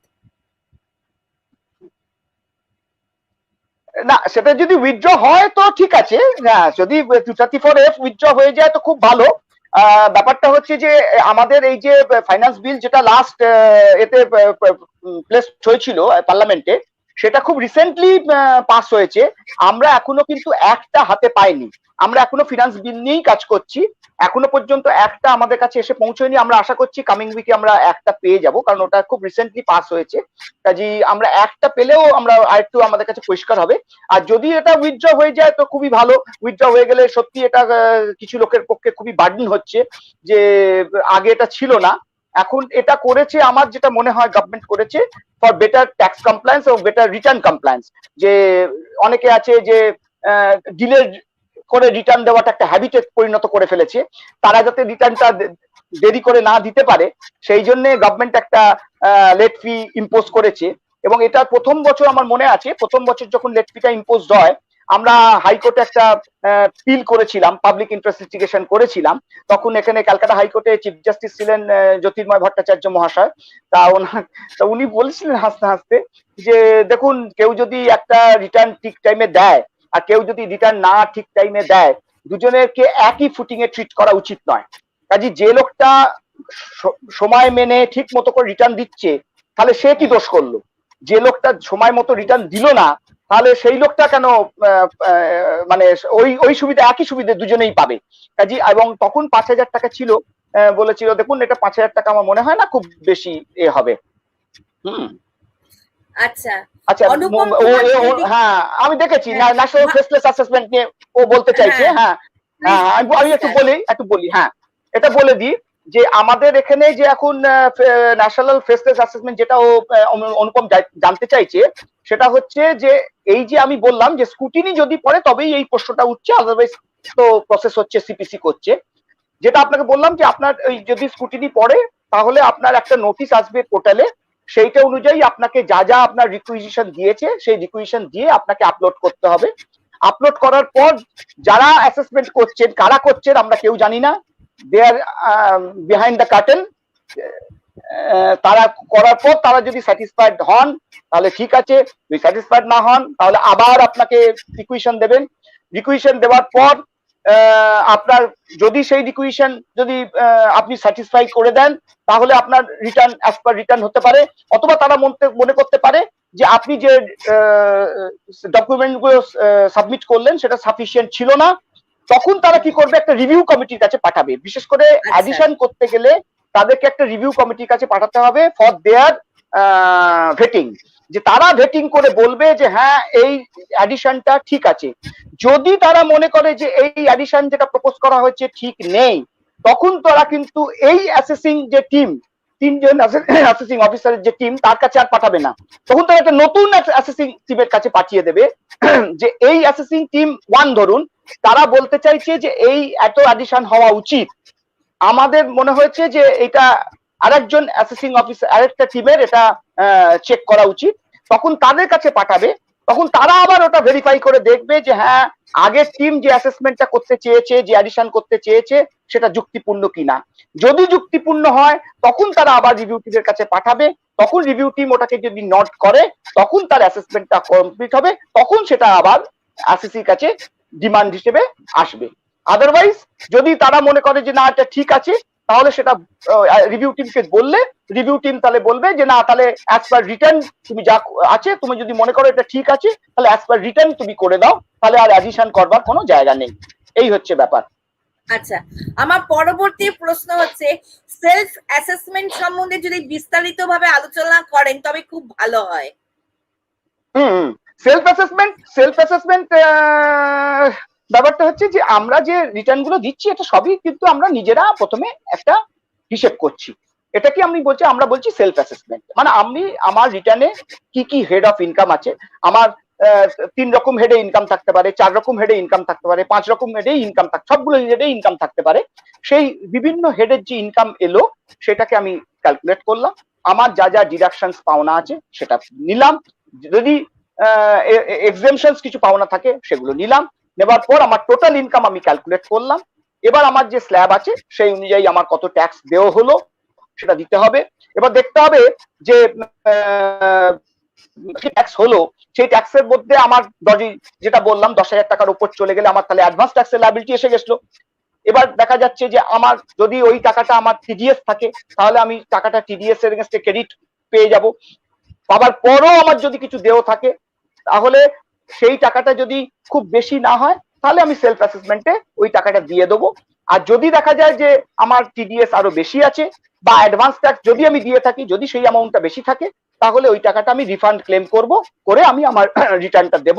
এটাই হচ্ছে সেলফ অ্যাসেসমেন্ট। এবং সেলফ অ্যাসেসমেন্টের ক্ষেত্রে ওই যদি বললাম যদি আমার কিছু দেও থাকে সেই সেলফ অ্যাসেসমেন্ট ট্যাক্সটা উইথ ইন্টারেস্ট দিয়ে তারপর আমার রিটার্নটা কিন্তু দিতে হবে। আগে আমার ট্যাক্সটা দিতে হবে, তারপর আমার রিটার্নটা দিতে হবে। ঠিক আছে? আচ্ছা, আমার পরবর্তী প্রশ্ন হচ্ছে অ্যাসেসমেন্ট অর্ডারের উপর অ্যাপিল করা যায় কি, সে সম্বন্ধে একটু বিশদে আলোচনা করুন। হ্যাঁ, যেটা বললাম যে অ্যাসেসমেন্ট অর্ডারের পথে প্রথমে হচ্ছে সিআইটি অ্যাপিল হবে। সিআইটি অ্যাপিল অর্ডার হবার পর যদি আপনি ডিসস্যাটিসফাইড হন তাহলে আপনি ট্রাইব্যুনালে যেতে পারবেন। ট্রাইব্যুনালের অর্ডারের এগেইনস্টে আপনার ট্রাইব্যুনালের এগেইনস্টে কিন্তু দুজনেই যেতে পারবে সেটা, এবং কমিশনের অ্যাপিলের এগেইনস্টেও কিন্তু দুজনেই যেতে পারবে। কমিশনের অ্যাপিলের এগেইনস্টে ট্রাইব্যুনালে অর্থাৎ ডিপার্টমেন্টও যেতে পারবে, আপনিও যেতে পারবেন। ধরুন আপনি কমিশনের অ্যাপিলে আপনি রিলিফ পেয়ে গেলেন, কিন্তু ডিপার্টমেন্ট দেখলো যে না কমিশনার যে রিলিফটা আপনাকে দিয়েছে এটা যুক্তিসঙ্গত ভাবে দেননি বা ন্যায়সঙ্গত ভাবে দেননি, তাদের মনে হচ্ছে যে আপনাকে কোনো ঠিক মতো করে আপনার যে পাওনাটা এটা কমিশনার ঠিক মতো করে দেখেননি বা ইগনোর করেছেন বা উনি ওভারলুক করেছেন বা যে কোনো কারণে উনি আপনার যে ক্লেমটা ছিল সেটা অ্যালাউ করে কমিশনার আপিল ঠিক করেননি। যদি আপনার সেটা ডিপার্টমেন্ট মনে হয় ডিপার্টমেন্টও চলে যেতে পারে ট্রাইব্যুনালে, আর আপনি যদি ডিসস্যাটিসফাইড হন আপনিও যেতে পারবেন ট্রাইব্যুনালে। এবার ট্রাইব্যুনাল হবার পর এবার ট্রাইব্যুনালের যে অর্ডার সেটার এগেইনস্টেও আবার দুজনেরই রাস্তা খোলা, অর্থাৎ ডিপার্টমেন্টও যদি মনে করে যে না আমি এটা ডিসস্যাটিসফাইড তাহলে আমি হাইকোর্টে যেতে পারবো, আর যদি এসএসসি মনে করে যে না আমি ডিসস্যাটিসফাইড তাহলে আমিও এসএসসিও হাইকোর্ট যেতে পারবে। আর হাইকোর্টের এগেইনস্টে যদি ডিসস্যাটিসফাইড হয় সেক্ষেত্রে যেতে হবে তাকে সুপ্রিম কোর্টে। কিন্তু যেটা বললাম যে হাইকোর্টে কিন্তু ফ্যাক্টস নিয়ে আর কোনো কথা বলা চলবে না। ফ্যাক্টস যা বলবার শেষ জায়গা হচ্ছে আইটিএটি। আইটিএটি হচ্ছে লাস্ট ফাইন্ডিং অথরিটি।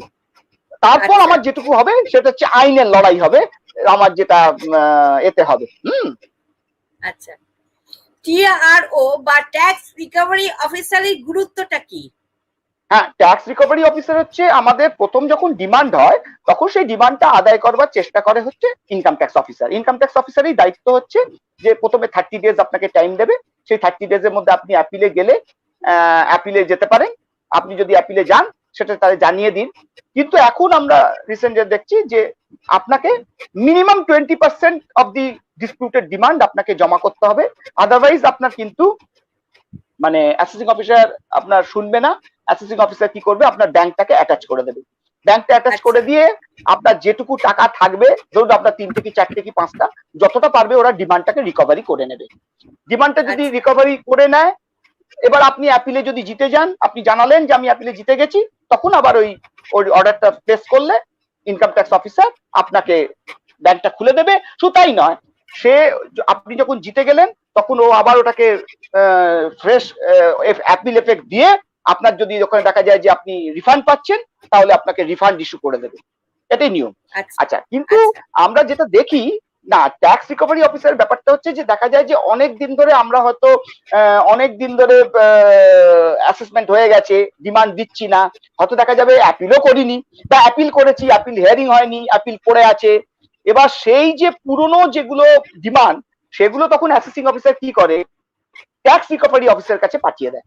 বা ট্যাক্স রিকভারি অফিসারও আপনাকে প্রথমে চেষ্টা করবে আপনাকে ডেকে এনে যে তুমি তোমার এগেইনস্টে এত টাকা ডিমান্ড আছে, প্লাস 220 ইন্টারেস্ট জমে যাচ্ছে প্রত্যেক বছর, 220 করে ইন্টারেস্ট জমে জমে জমে জমে একটা বড় অ্যামাউন্ট হয়ে যাচ্ছে, তা তুমি বলো কিভাবে পেমেন্ট করবে।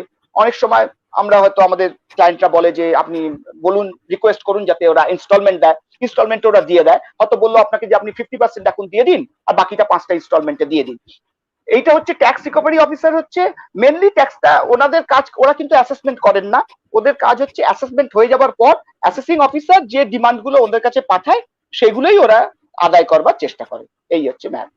আচ্ছা, আমার পরবর্তী প্রশ্ন হচ্ছে ইনকাম ট্যাক্স কমিশনারের অ্যাসেসমেন্টের কোনো অধিকার আছে কি? যদি হয় তবে সে সম্বন্ধে একটু বিশদে আলোচনা করুন। হ্যাঁ, ইনকাম ট্যাক্স কমিশনার সে রিওপেন করতে পারে আন্ডার সেকশন 263 তার আছে, মানে কোনো অ্যাসেসমেন্ট যদি দেখা যায় যে প্রেজুডিশিয়াল টু, সেখানেও তিনি ঠিক মতো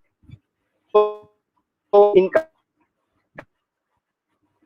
অ্যাসেস করেনি এবং অনেক ইনকাম এসকেপ করে গেছে, হ্যাঁ, সেইটা সে তখন তাকে ইন রাইটিং সেটাকে রেকর্ড করতে হবে যে তিনি কি কারণে রিওপেন করতে চাইছেন এবং কোন কোন জিনিস যেটা অ্যাসেসিং অফিসার দেখেননি অথচ তিনি নতুন করে ডিসকভার করেছেন বা দেখেছেন বা ইনভেস্টিগেশন করে পেয়েছেন যে এই এই এই এই জিনিস এসকেপ করে গেছে যেটা অ্যাসেসমেন্টের সময় দেখা হয়নি বা অ্যাসেসিং অফিসার দেখেননি, সেইগুলো তখন উনি তখন 263 করে আপনাকে রিওপেন করে দেবেন অ্যাসেসমেন্টটা করে, উনি আপনার কাছ থেকে জবাব চাইবেন। জবাব চাওয়ার পর আপনি অবভিয়াসলি আপনি আপনার যা ডকুমেন্টস আছে, যা যা পেপারস আছে, ব্যাংক স্টেটমেন্ট আছে, সব নিয়ে তার কাছে যাবেন, গিয়ে দেখাবেন। যদি দেখা যায় যে অলরেডি সেই জিনিসগুলো অ্যাসেসিং অফিসার দেখে নিয়েছেন তা সত্ত্বেও উনি আবার চাইছেন, তাহলে আপনি সেটা বলবেন যে এটা তো অলরেডি আমি ডিসক্লোজ করেছি বিফোর দি অ্যাসেসিং অফিসার, কাজে এটা আপনার তো আর নতুন করে কিছু ব্যাপার নেই দেখবার। আর যদি উনি কিছু নতুন কিছু ইনভেস্টিগেশন করে কিছু পেয়ে থাকেন সেটা যদি আপনাকে বলেন, সেটাও আপনাকে স্যাটিসফাই করতে হবে এবং কেন আপনি ওটা তখন দেখাননি সেটাও আপনাকে তাকে বলতে হবে বা বোঝাতে হবে। যদি উনি অ্যাসেসমেন্টটা অ্যাকসেপ্ট করে দিতে পারেন, উনি অ্যাডিশন করতে পারেন, উনি রিডিউস করতে পারেন, উনি অ্যাসেসমেন্টটাকে অ্যানালো করে দিতে পারেন, করে উনি বলতে পারেন অ্যাসেসিং অফিসারকে যে তুমি এটাকে আবার ফ্রেশ অ্যাসেসমেন্ট করো, যে তুমি এই এই পয়েন্টগুলো দেখোনি, এগুলোকে কনসিডার করে তুমি আবার ফ্রেশ অ্যাসেসমেন্ট করো। তারপর আবার যা যা প্রসেস আছে অ্যাসেসমেন্ট হবে। তারপর আর যদি আপনি 263 এগেইনস্টে আপনি অর্ডার এগেইনস্টে যদি ডিসস্যাটিসফাইড হন, আপনি অবভিয়াসলি আপনি ট্রাইব্যুনালে চলে যেতে পারবেন, আপনি ট্রাইব্যুনালে গিয়ে সেটাকে চ্যালেঞ্জ করতে পারবেন। আচ্ছা, আমার পরবর্তী প্রশ্ন হচ্ছে, ইনকাম ট্যাক্স কমিশনারের কাছে অ্যাপিল করার কোনো সুযোগ যদি আয়কর আইনে থাকে তবে সে সম্বন্ধে একটু আলোকপাত করুন। আমি যে বললাম যে 246A তে ইনকাম ট্যাক্স কমিশনারের কাছে অ্যাপিল করার তো নিশ্চয়ই সুযোগ আছে। যেটা বললাম যে আমি যদি অ্যাসেসিং অফিসারের যে অর্ডার আছে তার যদি ডিসস্যাটিসফাইড হই, আমি নিশ্চয়ই সিআইটি অ্যাপিলের কাছে অ্যাপিল করব 246A সেকশনে ফর্ম 35 আর ওই যেটা বললাম অ্যালং উইথ দ্য ফিজ এবং along with my statement of facts and grounds of appeal দিয়ে তারপর আমি যখন হিয়ারিং আমাকে ডাকবে, এখন তো আর ডাকাডাকির ব্যাপার নেই, এখন সবই অনলাইন, আমাকে উনি যখন হিয়ারিং বলবেন তখন আমাকে ওই ডকুমেন্টস গুলো সব স্ক্যান করে ওনাকে পাঠাতে হবে এবং তারপর উনি দেখবেন, উনি যদি মনে করেন যে হ্যাঁ উনি স্যাটিসফাইড তাহলে উনি আমার যে বক্তব্য সেটা মেনে নেবেন, আর যদি মেনে না নেন তাহলে আমারও রাইট আছে আর ইনকাম ট্যাক্স ডিপার্টমেন্টেরও রাইট আছে যে দুজনেই তখন আমরা এতে যেতে পারি, দুজনেই আমরা তখন অ্যাপিলে যেতে পারি বিফোর আইটিএটি। আচ্ছা, আমাদের সাথে একজন দুজন দর্শক বন্ধু আছে, তাপস জানা দিচ্ছেন, good evening Himadri babu and madam, it is very relevant and good going programme. ধন্যবাদ আপনাকে, আপনি আমাদের সাথে অনুষ্ঠানে থাকার জন্য। হ্যাঁ, তাপসকে আমি আমার ধন্যবাদ জানাই, কারণ তাপস হচ্ছে আমার ইনকাম ট্যাক্স বারের কমিটি মেম্বার, আমাদের বন্ধু বান্ধবের মতো, খুব এনথুজিয়াস্টিক ছেলে, খুব ভালো প্র্যাকটিশনার। তাপস যে প্রোগ্রামটা দেখছে সেজন্য ওকে ধন্যবাদ। অনুপম কুমার দে লিখছেন, please discuss about capital gain of inherit property that is flat or house or land. Correct, এটা খুব ভালো একটা প্রশ্ন, এটা অনুপম করেছে, এটা আমি ভাবছিলাম যে ক্যাপিটাল গেইনটা বলবো। ক্যাপিটাল গেইন নিয়ে আমাদের সবারই একটা খুব মানে জিজ্ঞাসা থাকে।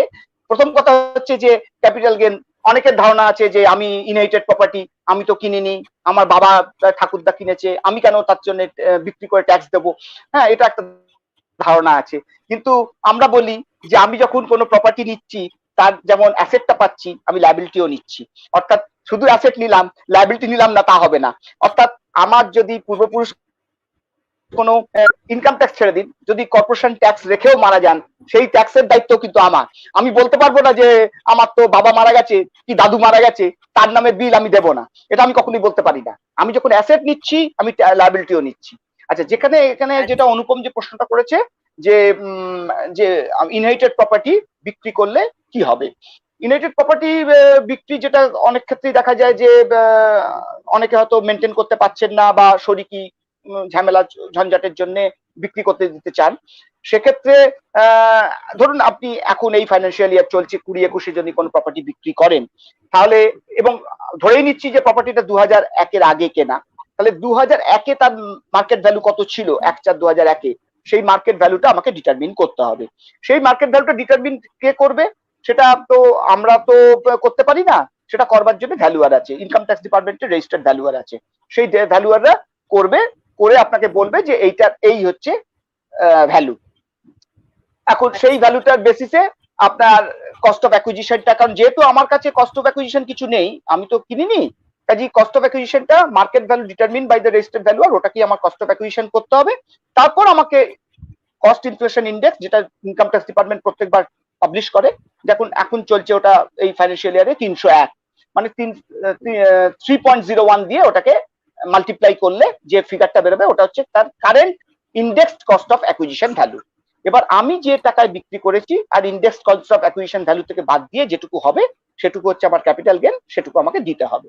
কিন্তু এখন যে ঝামেলাটা সেটা হয়ে গেছে, সেটা হচ্ছে আমি যখন বিক্রি করছি, ধরুন একটা প্রপার্টি বিক্রি করেছি 20 লাখ টাকায়, কিন্তু রেজিস্ট্রেশন করবার সময় রেজিস্ট্রেশন ডিপার্টমেন্ট বললো না এই ভ্যালুটা, এই বাড়িটার ভ্যালু হচ্ছে 25 লাখ, এবং আপনি যদি 25 লাখ টাকা ভ্যালু না মানেন তাহলে আমি কিন্তু রেজিস্ট্রি করবো না।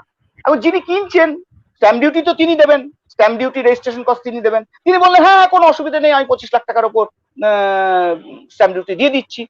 কিন্তু উনি বুঝতে পারছেন না যে এতে কিন্তু দুজনেই ঝামেলা পড়ছে, যে এই 20 লাখের পর এই যে 25 লাখ, এই যে 5 লাখ টাকাটা ইনকাম ট্যাক্স ডিপার্টমেন্ট বলবে যে না তুই প্রপার্টিটা 25 লাখেই বিক্রি করেছো, কারণ আমাদের 50C একটা আইন আছে, সেটা বলা আছে যে ভ্যালু যেটা রেজিস্ট্রেশন ডিপার্টমেন্ট অ্যাডপ্ট করবে, ধরে নেওয়া হবে ডিম প্রভিশন, যে ধরে নেওয়া হবে তুমি অত টাকাই পেয়েছো, তুমি পেয়েছো কি পেওনি আমার জানবার দরকার নেই। এখন সেক্ষেত্রে একটা ডিসপিউট হয়, ডিপার্টমেন্ট বলবে তোমার 5 লাখ টাকা তুমি তুমি বলছো 20 লাখ, কিন্তু তোমার 5 লাখ টাকা তুমি এক্সট্রা পেয়েছো, কাজে এই 5 লাখ টাকার উপর যা ট্যাক্স হয় তোমাকে দিতে হবে ক্যাপিটাল গেন। এখন সেটা আমি, আর মুশকিলটা কি হচ্ছে আমাদের 54EC তে যে ইনভেস্ট করার সুবিধা আছে 50 লাখ টাকা অবধি, এখন আমার যে ডিমড ইনকাম সেটা তো আমার অ্যাকচুয়াল ইনকাম নয়, কাজে আমি সে টাকাটাতে ইনভেস্ট করবার কোনো স্কোপ নেই, যে আমি যে ইনভেস্ট করবো সেটাও আমার স্কোপ নেই। কাজে তখন আমরা কি করি, যখন এরকম সিচুয়েশন হয় তখন আমরা অ্যাসেসিং অফিসার যিনি অ্যাসেসমেন্ট করছেন তাকে আমরা বলি যে আপনি আপনাদের যে ভ্যালুয়েশন সেল আছে, ইনকাম ট্যাক্স ডিপার্টমেন্টের নিজস্ব ভ্যালুয়েশন সেল একটা আছে, সেখানে পাঠান। সেই ভ্যালুয়েশন সেলের যারা মানে অফিসার আছেন তারা সাধারণত সিপিডব্লিউডি থেকে ইঞ্জিনিয়াররা আসেন, তারা টেকনিক্যাল লোক, তাদের সঙ্গে বসে তখন বোঝাতে হয় যে দেখুন এটা আমার ভ্যালু কিন্তু 20 লাখই, রেজিস্ট্রেশন অফিস শুনছে না বলে এটাকে 25 লাখ করে দিয়েছে, কিন্তু এই ভ্যালুটা 25 লাখ নয়, এটা কিন্তু আমার 20 লাখই। এটা আমার তখন অনেক ক্ষেত্রে দেখা যায় যে যারা ওই ভ্যালুয়েশন অফিসার তারা মেনে নেন, অনেক ক্ষেত্রে হয়তো বললেন না আপনি বলছেন 20 লাখ, রেজিস্ট্রেশন অফিস বলছে 25 লাখ, আমার মনে হচ্ছে এটা 21 লাখ। তখন উনি হয়তো একটা অ্যাসেসিং অফিসারকে একটা পাঠালেন, যে ভ্যালুয়েশন রিপোর্ট পাঠালেন যেটা আমার মনে হচ্ছে 21 লাখ হওয়া উচিত। তখন কিন্তু অ্যাসেসিং অফিসারের মোটামুটি হাত পা বাঁধা, তখন উনি 21 লাখের বেসিসেই কিন্তু অ্যাসেসমেন্টটা করবেন। এবার আপনি তার এগেইনস্টে তো অ্যাপিল যা বললাম, অ্যাপিল ট্রাইব্যুনাল সেগুলো সবই আপনার খোলা আছে, আপনি যেতেও পারেন। আর যদি মনে হয় যে না ঠিক আছে আমি ঝামেলার মধ্যে ঢুকবো না, ট্যাক্স দিয়ে দেবো, তাহলে আপনি ট্যাক্স দিয়ে দিতে পারেন, সেটা আপনার অপশন, কিন্তু আপনার সবসময় ওটা ওপেন আছে।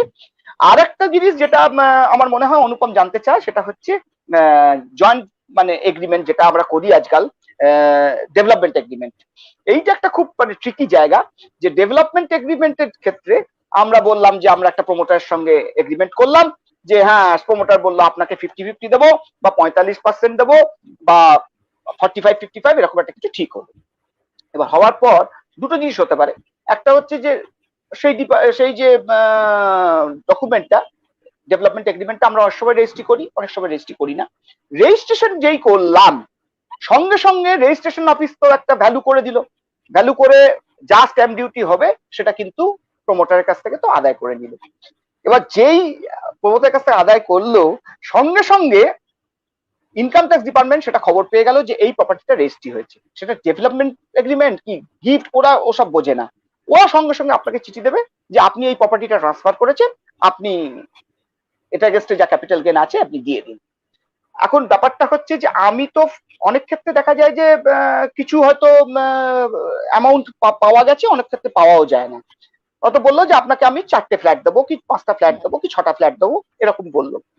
কিন্তু মুশকিলটা কি হচ্ছে যে প্রপার্টিটার ভ্যালু ধরুন হয়ে গেছে 2 কোটি টাকা। এবার 2 কোটি টাকার প্রপার্টি আমি কিন্তু আমি 45% ট্রান্সফার করে দিয়েছি। এবার ডিপার্টমেন্ট বলছে যে তুমি তার উপর প্রপোর্শনাল যেটুকু ক্যাপিটাল গেইন হয় দিয়ে দাও, কিন্তু আমি তো পয়সা পাইনি, আমি তো পেয়েছি আমার আমি ভবিষ্যতে হয়তো 3 বছর কি 4 বছর বাড়িটা তৈরি হতে যতদিন সময় লাগবে তারপর আমি ফ্ল্যাট পাবো। এখন সেই ফ্ল্যাট পাওয়ার পর আমাকে দেখতে হবে যে আমার জমির ভ্যালু কত ছিল আর যে কনস্ট্রাক্টেড ভ্যালু আমি পেলাম সেটার ডিফারেন্স কত, সেটাতে যদি কিছু ট্যাক্স হয় নিশ্চয়ই আমাকে ট্যাক্স দিতে হবে।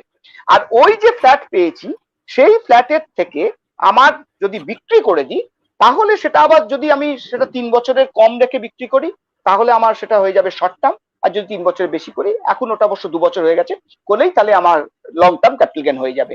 এটা কিন্তু মানে এই ডেভেলপমেন্ট এগ্রিমেন্টের ক্ষেত্রে বিশেষ করে যেটা রেজিস্ট্রি হচ্ছে সেক্ষেত্রে কিন্তু অনেকেই খুব ঝামেলায় পড়ছেন এবং ডিপার্টমেন্ট বলছে যে তুমি প্রপোর্শনের ট্যাক্স এখনই দিয়ে দাও, পরে কি হবে সেটা পরের ব্যাপার, তুমি এখনই ঠিক আছে, because you have already transferred 45% or 55% whatever maybe বা 50% of your right to developer। এই যে মানে ট্রান্সফার অফ রাইট কিন্তু ওদের বক্তব্য হচ্ছে যে তোমার কিন্তু ট্রান্সফার অফ রাইট হয়ে গেছে, কাজে ট্রান্সফার অফ রাইট যখনই হয়ে গেছে তুমি ক্যাপিটাল গেইন দিতে বাধ্য। এইটা নিয়ে একটা ডিসপিউট অনেকদিন ধরেই চলছে এবং আমরা বিভিন্ন অ্যাপিলে গেছি, বিশেষ করে যেখানে হয়নি ফ্ল্যাটটা সেল হয়নি, অনলি ডেভেলপমেন্ট এগ্রিমেন্ট হয়েছে, তার হয়তো 3 বছর কি 2 বছর কি 2.5 বছর পরে আমি যখন ফ্ল্যাট পাবো তখন তো আমাকে ক্যালকুলেট নিশ্চয়ই করতে হবে, সেই অনুযায়ী দেখতে হবে যে আমার কি হচ্ছে না হচ্ছে।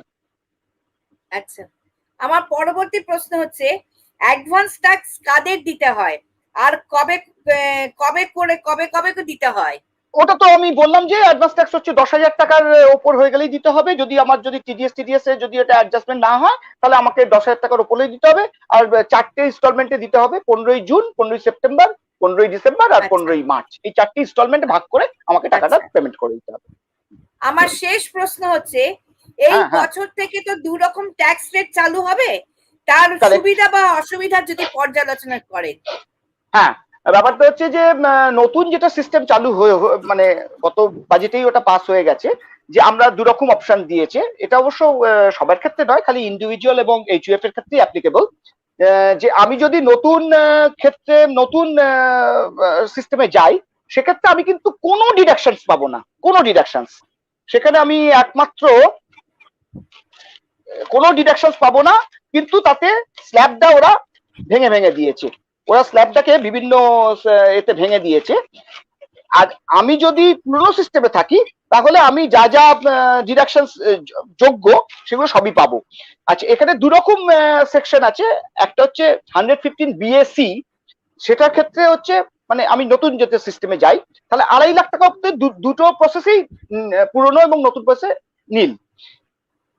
নতুন প্রসেসে 2.5 লাখ থেকে 5 লাখ হচ্ছে 5%, 5 লাখ থেকে 7.5% হচ্ছে 10%, 7.5 লাখ থেকে 10 লাখ হচ্ছে 15%, 10 লাখ থেকে 12.5 লাখ হচ্ছে 20%, 12.5 লাখ থেকে 15 লাখ হচ্ছে 25%, 15 লাখের উপর হলে 30%। কিন্তু আমি কোনো রকম ডিডাকশন পাবো না, এক্সেপ্ট ওই একটাই পাবো 80 সিসিডি এবং 80 JJAA।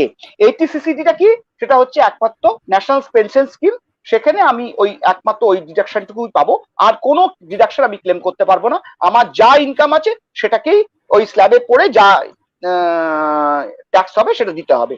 আর যদি পুরনো সিস্টেমে থাকি তাহলে আমি যেমন স্ট্যান্ডার্ড ডিডাকশন পেতাম, তারপরে আমার চ্যাপ্টার 6 এ যা যা ডিডাকশন আছে 80C, 80D, 80TTA, 80TTB সব পাবো, interest on house building loan পাবো, যা যা আমার ডিডাকশন আছে আমি সব পাবো। এখন এটাতে কোনটা সুবিধে কোনটা অসুবিধে এটা একমাত্র ক্যালকুলেট করে কেস টু কেস স্টাডি করলে তবেই বোঝা যাবে, আন্দাজে ওরকম বলে দেওয়া যাবে না যে এটা নতুন সিস্টেমের সুবিধে বা পুরনো সিস্টেম ওটাতে সুবিধে, দুটো সিস্টেমেই আমাকে ক্যালকুলেট করতে হবে। যদি দেখা যায় যে হ্যাঁ নতুন সিস্টেমে এটা সুবিধা হচ্ছে আমি ক্লায়েন্টকে বলবো নতুন সিস্টেমে যেতে, যদি দেখা যায় যে পুরোনো সিস্টেমে ভালো তাহলে পুরোনো সিস্টেমে আমি থাকতে বলবো। আর একটা মুশকিল হচ্ছে যে ধরুন হাউস বিল্ডিং লোনের ইন্টারেস্ট, যে লোন নিয়েছে তাকে তো ইন্টারেস্ট দিতেই হবে, সে তো ধুম করে বন্ধ করতে পারবে না। বা এলআইসি প্রিমিয়াম, পিপিএফ, এগুলো তো দিতেই হবে। কাজে মেডিক্লেম, কাজে এই ডিডাকশনস গুলো আমার মনে হয় যখন ক্লেম করতেই হবে, তাহলে মনে হয় যে পুরনো সিস্টেমে থেকে যাওয়াই ভালো, যদি না খুব বিশাল কিছু ট্যাক্সের ডিফারেন্স হয়। আর আরেকটা ব্যাপার হচ্ছে যে এই নতুন সিস্টেম পুরনো সিস্টেমের মধ্যে, বিশেষ করে যারা বিজনেসম্যান আছে, তারা কিন্তু এই নতুন থেকে পুরনো থেকে নতুন সিস্টেমে যদি চলে আসে, জীবনে একবারই অপশন পাবে যে তাকে নতুন সিস্টেমেই থেকে যেতে হবে যতক্ষণ না অ্যাক্ট অ্যামেন্ড হচ্ছে। শোনা যাচ্ছে না? হ্যাঁ, এবার শুনতে পাচ্ছি। শোনা যাচ্ছে? হ্যাঁ হ্যাঁ হ্যাঁ হ্যাঁ। ব্যাপারটা হচ্ছে যারা বিজনেসম্যান তারা যদি নতুন সিস্টেমে আসতে পারে, কিন্তু সেটা ওয়ান্স ইন লাইফ টাইম সেটা পুরনো সিস্টেমে যেতে পারবে। সে যদি আবার চলে আসে তাহলে কিন্তু আর কোনোদিনই মানে বিজনেসম্যানদের ক্ষেত্রে বলছি, সে কিন্তু আর তার কাছে আর অপশন থাকবে না, সে তখন নতুন সিস্টেমেই থেকে যেতে হবে। এটা কিন্তু তাদের কিন্তু একটু মানে বিবেচনা করেই করতে হবে যে আমি নতুন সিস্টেমে থাকবো না পুরনো সিস্টেমে যাব। আমাদের সাথে একজন দর্শক বন্ধু আছেন। হ্যাঁ হ্যাঁ হ্যাঁ হ্যাঁ হ্যাঁ, কুণাল মজুমদার লিখছেন দারুণ লাগছে। আচ্ছা আচ্ছা, ধন্যবাদ কুণাল বাবু, ধন্যবাদ। আচ্ছা হিমাদ্রি বাবু, অনুষ্ঠান শেষ করার আগে আমি আপনার কাছ থেকে দুটো কবিতা শুনতে চাই। এই রে, এটা তো একটুখানি চাপ হয়ে গেল। যাই হোক, হয়তো অনেক আগে আবৃত্তি করতাম, কিন্তু এখন তো আবৃত্তি করা প্রায় ছেড়ে দিয়েছি। তা প্রথমে একটা আমি কবি সুভাষ মুখোপাধ্যায়ের একটা কবিতা একটু বলি। কবি সুভাষ মুখোপাধ্যায় ঘটনাক্রমে আমি যে শিক্ষা প্রতিষ্ঠান, যে বিদ্যালয় থেকে পাশ করেছিলাম মাধ্যমিক, মিত্র ইনস্টিটিউশন ভবানীপুর, উনি আমাদের স্কুলেরই প্রাক্তন ছাত্র ছিলেন, সেই জন্য আমি গর্বিত কবি সুভাষ মুখোপাধ্যায় নিয়ে। আপনারা জানেন কবিতাটা খুব ফেমাস কবিতা, ফুল ফুট সাউন্ডের গন্ডগোল, সাতটা এক খোট্টা গাছ। হ্যাঁ, শোনা যাচ্ছে? হ্যাঁ, এবার শোনা যাচ্ছে কি? হ্যাঁ, শান বাঁধানো ফুটপাতে পাথরে, শুনতে পাচ্ছেন না? আরেকটু বলুন। শোনা যাচ্ছে? হ্যাঁ, এবার শুনতে পাচ্ছি। শান বাঁধানো ফুটপাতে পাথরে পা ডুবিয়ে এক কাঠখোট্টা গাছ কচি কচি পাতায় পাঁজর ফাটিয়ে হাসছে। ফুল ফুটুক না ফুটুক আজ বসন্ত। আলোর চোখে কালো ঠুলি পরিয়ে তারপর খুলে, মৃত্যুর কোলে মানুষকে শুইয়ে দিয়ে তারপর তুলে, যে দিনগুলো রাস্তা দিয়ে চলে গেছে যেন না ফেরে। গায়ে হলুদ দেওয়া বিকেলে একটা দুটো পয়সা পেলে যে হরবোলা ছেলেটা কোকিল ডাকতে ডাকতে যেত, তাকে ডেকে নিয়ে গেছে ওই দিনগুলো। লাল কালিতে ছাপা হলদে চিঠির মতো আকাশটাকে মাথায় নিয়ে এগলির এক কালো কুচ্ছিত আইবুড়ো মেয়ে রেলিং এ বুক চেপে ধরে এইসব সাত পাঁচ ভাবছিল। ঠিক সেই সময় চোখের মাথা খেয়ে গায়ে উড়ে এসে বসলো আমরণ, পোড়ার মুখ লক্ষ্মী ছাড়া প্রজাপতি। তারপর দরম করে দরজা বন্ধ হবার শব্দ, অন্ধকার মুখ চাপা দিয়ে দড়ি পাকানো সেই গাছ তখনও হাসছে। নমস্কার। আরেকটা শুনবো, আরেকটা কবিতা। তাহলে আমাদের যাকে ছাড়া আমাদের চলে না, মানে আমাদের ডালে ঝোলে অম্বলে আমাদের শয়নে স্বপনে শ্রী রবীন্দ্রনাথ ঠাকুর। আমাদের এমন কিছু নেই রবীন্দ্রনাথকে বাদ দিয়ে।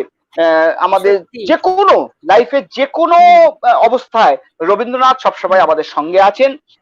উনি সত্যি মানে ছোটবেলা তো আমরা মনে করতাম মানে ঠাকুর মানে উনি ঠাকুরই, পরবর্তীকালে জানলাম যে না, ওটা সারনেম, কিন্তু উনি সত্যি আমাদের কাছে এখনো ঠাকুর। সত্যি কথা, সত্যি কথা।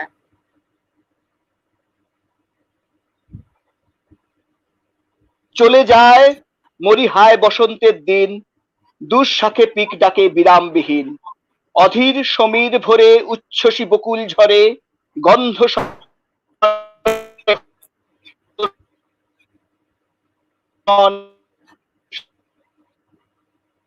সাউন্ডের প্রবলেম। তো আম্রবিথি ফাল্গুনেরই তাপে বেলা আনমনে। যাচ্ছে না? শোনা যাচ্ছে না? হ্যাঁ, এবার শোনা যাচ্ছে। চলে যায় মরিহায় বসন্তের দিন, দুঃশাখে পিক ডাকে বিরামবিহীন, অধীর সমীর ভরে উচ্ছ্বসী বকুল ঝরে, গন্ধ শনে হলো মোর সুদূরে বিলীন। পুলকিত আম্রবিথি ফাল্গুনেরই তাপে মধুকর গুঞ্জরণে ছায়াতল কাঁপে, কেন জানি অকারণে সারা বেলা আনমনে পরাণে বাজায় বিনা, কে গো উদাসীন। ধন্যবাদ, নমস্কার। অসাধারণ, খুব ভালো লাগলো উত্তরসূরির এই আইনজীবীর মুখোমুখি অনুষ্ঠানে এসে। ভবিষ্যতে আপনাকে আবার পাবো। আপনার মূল্যবান মতামত দেওয়ার জন্য অসংখ্য ধন্যবাদ। ভালো থাকবেন, সুস্থ থাকবেন। হ্যাপি দোল যাত্রা। ধন্যবাদ আপনাদের সবাইকে এবং উত্তরসূরিকে আমার তরফ থেকে, এবং আপনি অত্যন্ত সুন্দরভাবে এই অনুষ্ঠানটা সঞ্চালনা করলেন, সেজন্য আপনাকেও ধন্যবাদ। আর যারা যারা দর্শক ছিলেন তাদেরও আমি আমার তরফ থেকে ধন্যবাদ জানাই এবং বলি যে দোল পূর্ণিমার আজকে শুভেচ্ছা জানাই এবং হ্যাপি হোলি। Thank you. ধন্যবাদ, নমস্কার।